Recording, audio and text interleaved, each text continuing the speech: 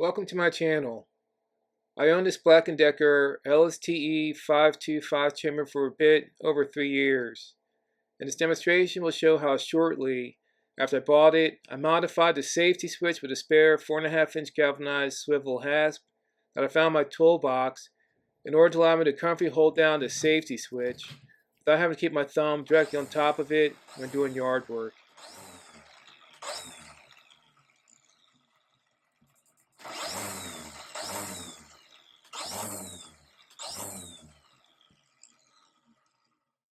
First, I want to express in this brief review that this is my primary trimmer, and it's well designed, lightweight, powerful and efficient, safe and reliable. It has virtually no maintenance requirements, especially when compared to gas-powered trimmers. It's cost-effective and very user-friendly.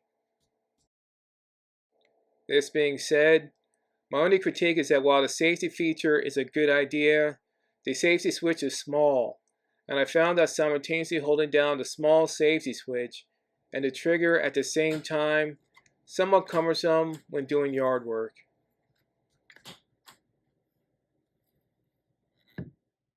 The equipment for this modification is a 4.5-inch galvanized swivel hasp, 2 14-inch zip ties, and a pair of scissors. As demonstrated, all that needs to be done is to secure the swivel hasp to the trimmer with the zip ties, and then trim the zip ties with the scissors.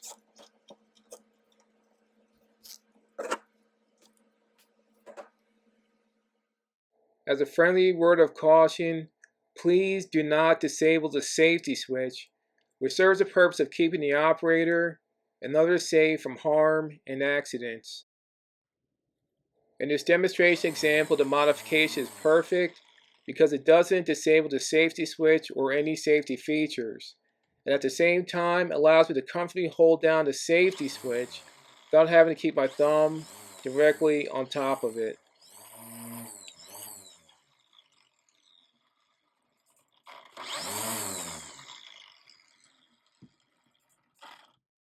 If you found this video informative or helpful, please show support for future demonstrations by leaving a like and subscribing to this channel.